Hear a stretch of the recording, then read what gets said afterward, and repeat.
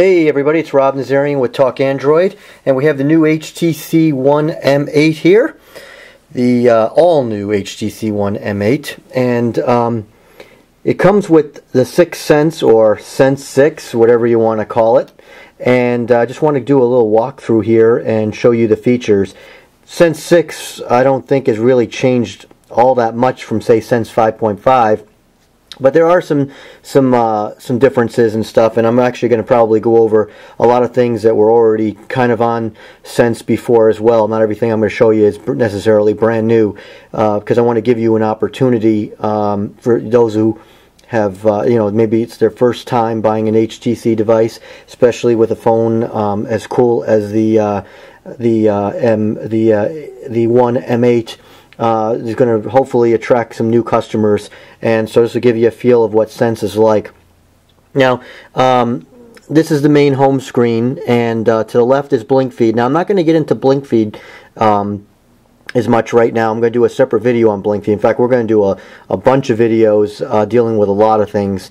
But right now, I just want to kind of go over the UI and how things work. It's, this isn't stock Android. However, a lot of things do work like stock Android. It's just a little bit different. It's just a skin, as I just said. It's called Sense, and this is what HTC calls it. So, let's start with the quick settings. If you scroll down and you go over here and hit that icon, you'll get your quick setting toggles, and you can do various things here. Now, you can quickly tap on anything like turn off Wi-Fi, or you can also long press to bring it to the settings for that particular thing, if there is any particular settings to go to. Like, for example, here's brightness. You can instead tap on it to go to different various. I don't want to tap it right now and change it because I have it set just right for the video. But if I tap it on it, these three dots will move. Three lines will move to different various settings, or you can fine tune it to exactly where you want. And also in the display settings, which it just brought me to, you can also control your notification light, what things go to it. Everything is checked by default, but if you don't want certain things like calendar, appointment reminders, or mail, you can take those off. Obviously Gmail won't be a factor. That's the stock email account. Alarms and such, you can, if you want to make just your notification to deal with just messages, for example, SMS messages, that would be, and you can do that, and you can fine-tune that in your display settings. You can also edit this. You're allowed 12 different things here, and all you have to do is tap right here on that edit icon, and you'll see all the ones that are in here. You can change the order by long pressing here on the little hamburger menu and move them around just like that. Now, if you want to, and there's extra ones here that you can move up, but you're limited to 12. Done. 12 by 12 there. That's what happens. So if I want to move up, for example, data roaming, I will have to move mobile hotspot down and then bring data roaming up, and I can put it anywhere I want. So there you go. So I can just go ahead and put that back. See, right now I say 11 of 12 are up on top, so I've got room for one more. And if I could tap that right, there it is, and there's mobile hotspot back. And when you're done, you can hit done, or you can, of course, hit cancel. And then, of course, you can hit this hamburger menu to go back to your regular notification panel. Now, the main settings is also here, and you can go into all your main settings in here, which I'll get into some in a little bit. Actually, one of them, let's go over right now, is printing. That's new with KitKat. And one thing you want to do here is, you'll see I have Cloud Print and HP Print Service plugin. This HP Print Service plugin is not pre-installed on the phone, at least the device that I have. This is a Verizon review unit, and it was not on there. So you want to go to the Play Store, search for HP Print Service plugin. It'll come right up, and install it. This way, it'll go ahead and find any Wi-Fi HP printers that you have in your house or wherever in an office. It's on the same Wi-Fi that you're on, that you can print to natively. We've done a video on printing in KitKat. You can do that in the browser and Gmail and different apps. And you can also, the Cloud Print is already pre-installed, and it will go ahead and use any of your cloud printing that you already have set up through the Chrome. Now, as far as this is a change here that that HTC did, I think for the better. If you want to change the wallpaper, you have to go into the personalize section within settings, which I'm going to show you that as well again anyway. But you can now just long press like you normally would in most Android situations, different UIs and stuff, and you can go ahead and change the home screen wallpaper right there. So you can go in and you can then choose whether you want a live wallpaper, your gallery, computer photos, that's if you're synced with your computer, HTC wallpapers, for example, go to HTC wallpapers, so you can select what you want. It's going to go ahead and hit the back key there. And now, what you can also do is add apps and widgets here. So all your widgets are all here. Most of HTC stuff scrolls down. Whoops, I hit Google now by mistake. Let's go back to that. And HTC does a lot of scrolling from top to bottom versus left to right. So then you'll find your widgets, and all you have to do is long press on them. You can select the page that you want to move a widget to. You can add a panel here as well. And you can also remove panels, like right there. You can set as home or delete. That's the BlinkFeed, which I'm going to show you another way of doing that too. So you can do this with any of the panels. You can have up to 5 Android panels. The BlinkFeed is locked to the left, but you can remove that by long pressing here and going to remove. And you can also click on set as home, but I'm going to show you another way of doing it. But let's just say you want to go here on this page and you just want to add this Bluetooth. You just bring it over and toss it in, and there you go, and there's the Bluetooth. Of course, long press and remove, and it's gone. Now, you can also manage home screen pages here a little bit differently. It's a very quick way of doing things. We're just like adding a page and stuff. So it's just a simplified version of what you just saw. You're not adding widgets here. So you can quickly go to wherever page you want. So right now, you can see a little home. That's set as my home. And if I want, I can actually make BlinkFeed my home just by tapping set as home. You can see it changes right there. Or let's say I want to make this Amazon page my home. I can just tap it there. And as you can see, when I go in now and hit the home, it's going to go right to that Amazon page. Let's go back there, and we'll go ahead and set this back as home. Now, if I want to get rid of BlinkFeed, very easy. I don't even have to tap and hold. Just hit remove. I can do this with any of the pages here. The only problem is there's really no warning, and it just takes it away. With BlinkFeed, it's going to remember how you last set it up, which is good at least. So we'll go ahead and remove BlinkFeed. It's gone. And now you can see when you go back in here, it says add BlinkFeed. So, and of course I got all the way to the right here, add a panel. So I can go ahead and add a panel. So I'll go back here and I've got that extra page. So I've got 4 Android pages and no BlinkFeed. So I can go in, back in, long press, manage home screens, tap on that BlinkFeed, and there it is back again. And I can set it as home or not, or go back, and now I've got my BlinkFeed is updating, and it has all my original settings. But now let's just, for example, show you. I'm going to this blank page. If you want to add apps to it, you can do that by just going into your app drawer, which is right here in the middle, and long pressing down, just like you would in Android. And see, there's the phone, so I have that there. So now what will happen is if I go ahead and manage my home screens and I want to remove that page, I know I don't have a lot customized with it, but I go ahead and remove it, it's gone. There's no warning. So I go back out, okay, and I'm going to go back in, manage home screens. I'm going to go ahead and add a page. It's going to be back to a blank page. It's not going to be how I had it. So be careful when you remove pages. They're gone for good, and you don't get a warning on that. So, and for now, I'll just go ahead and remove that page. Now, the app drawer. Let's talk about that for a second. This is a decent layout with this 4x5 option. You want to go in the default here. You want to go to your grid size. Hit the 3-dot menu here and tap on grid size. You want to tap on 4x5. I mean, maybe you'll like 3x4. That is a default, but you don't get as many apps. And I don't care for it, so go right in. One of the first things I do when I grab an HTC phone is I change that to 4x5. So that's a little tip for you. You can search for apps here just by tapping on the search. So I can search for Chrome, and there you go. Easy. Don't really think that's really all that useful. It's a lot easier to find it. Now, you can go over here and change your how your apps are displayed. When you first turn it on, it's going to be on custom. I like alphabetical, and you can also do it by most recent. In the custom, you'll see that there are folders here, and those are already preset by HTC. And each device, carrier device, will probably be a little different. This is Verizon's version.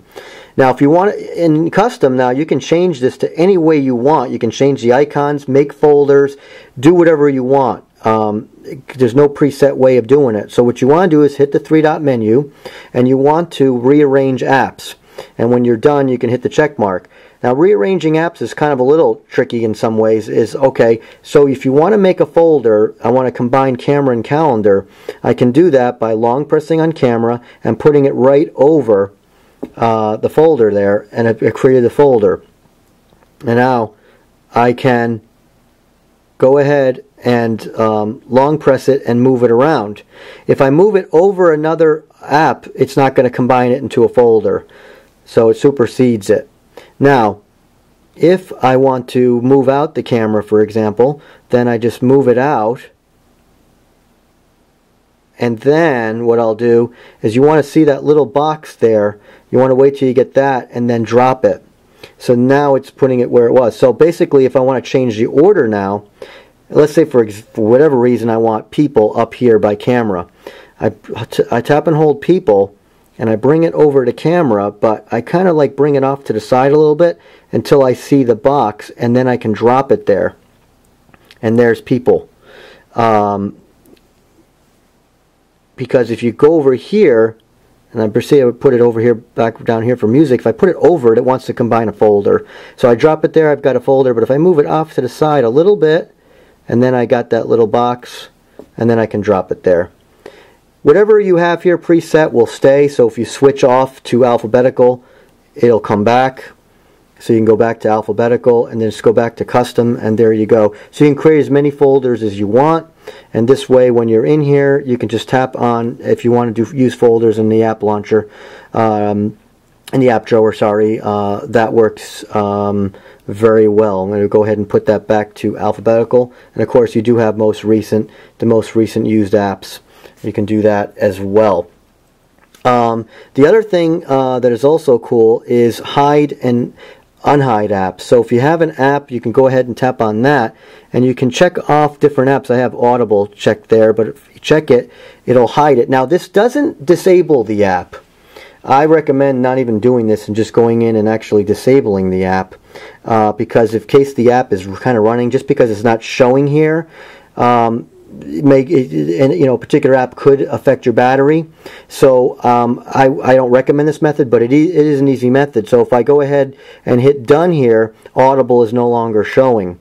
So we'll go ahead and do it again, and you can go ahead and uncheck it and hit done, and it's back.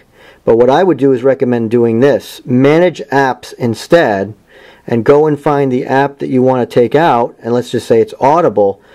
You disable it by pressing disable, and then it's going to say it's disabled, and hit OK. You can always come back and re-enable it. This will take it away from your app drawer, and it will also just not run at all, which is what you really, really want. But that is a quick method for a lot of people, and it will work. Now, I showed you can do wallpapers by long pressing, but the old method from Sense 4 and 5 and 5 and 5 and all that is to go into settings and go into personalize. This still exists here, and you can still change your home screen wallpaper here, and you also can change your lock screen wallpaper. Now, in the past, HTC offered a lot of different lock screen wallpaper themes, kind of like where they've done like scrolling pictures and stuff. Right now, it is you just can either use the home screen, the same home screen wallpaper, or your own custom wallpaper. So you go in here and you grab a picture, and let's just say I want this one right here. I can move it around whatever I want. Let's just say that's what I want. I hit done. It's cropped the photo, and now my lock screen is changed to that wallpaper. So that's pretty simple. That's a nice thing. I don't even know why stock Android doesn't have that. That should be built in as far as I'm concerned. Whoops, I want to go back to personalize. Because I want to show you another thing. Another thing which really isn't that really cool anymore. I mean, I guess it was kind of cool years ago, but right now the way things are, it really isn't. They still have the theme option. However, and there's really only 4 themes here, and really all it does is it changes the wallpaper, but it also changes the colors. So for example, I'm going to go ahead and check on this and apply, and it's going to change the wallpaper to that, but also in going into BlinkFeed, it changes the colors there as well. So it's changing menu options and things. So, I mean, I guess it's kind of cool, but it does seem like a complete waste in ways. It also changes the colors within here as well. So, so again, that's in Settings, Personalize, Theme. I'm just going to go back, and then you can see the different colors that it's going to choose in the different ones. So, that is, you know, theme is a little different now. Now, let's see. The next thing I want to show you is this new gestures that they have for opening the phone. You know, you normally open a phone or turn it on, you hit the power button, and then you unlock. There's a couple of things going on here, and I'll show you this in the settings. It's already on by default. They've got the kind of like the LG knock in a way where you knock it twice, and whoops, there it goes. Most of the time it works. I know it didn't work there, but it generally does work. In fact, it works so well that sometimes when I'm holding the phone, take it out of my pocket, I'm not even sure I really want to unlock it yet, or I'm moving it in a certain way, it actually turns on the display. So there it goes. And you can actually turn it back off by doing that. So you can quickly look at the time if you want, or take a look at your wallpaper, or whatever you want to do. Now, the other thing you can do is if you flick from the left to the right, it'll open directly into BlinkFeed. So there you go. There's BlinkFeed. Now, if I go from right to left, it's going to always open on your default home screen. Now, if you are running an app, let's say, let's just say I'm running this app right here, or the Chrome browser, and I turn off my phone. Obviously, if you do a regular unlock, it's going to open to whatever you left off anyway. But you can also just flick up, and it will open to whatever you left off. Your last used app, but it has to be running on the screen. It's not going to open the last used app that you used 10 minutes ago and then hit the home button. So you can see I can go over here to this home screen, and if I do this, that'll be the last thing used. Then that's going to be considered the last thing used right there. So, and then the other thing that you can also do is go down, and this gives you the calling. It's now asking me for who I want to call, and we'll just bypass that, and you can quickly say who it is that you want to call. So that's another quick thing. Now there's one other gesture, and that is if you want to take a photo quickly, just turn it in landscape mode and press the volume button, and the camera will come on and be ready to take a photo with less than a second. So that's also cool. Now, if you want to go into your settings here and change this, display and gestures, you just uncheck. Now, unfortunately, it's all or none. Oh no, that's a different one. Motion launch gestures. Basically, motion launch gestures is a check, and the quick call, swipe down, is a check. That's it. So basically, if you wanted just the knock feature, for example, and not the others, you can't do that. It's the motion launch gestures, all of them, but the quick call is separate. And then down here, it actually explains how they work. The different ones I showed you: double tap, swipe left, swipe right, and what exactly they do, just like I showed you. So I believe that's on by default, but you want to make sure that you check that if you want to utilize those. Now another thing I just want to show you, and it is, and there was a notification there, is a one thing that kind of stinks about this is there's no power battery thing in this quick toggle thing, which kind of stinks. But if you go in here to settings and you go into power, You can see your battery. This is really no different than the old HTC Sense versions. You can tap over here and look at your usage details by apps. And you see your percentage. But the other thing that just wanted to show you that you can do, one thing is missing is the extreme battery option that they're going to be coming out with is only on the international versions.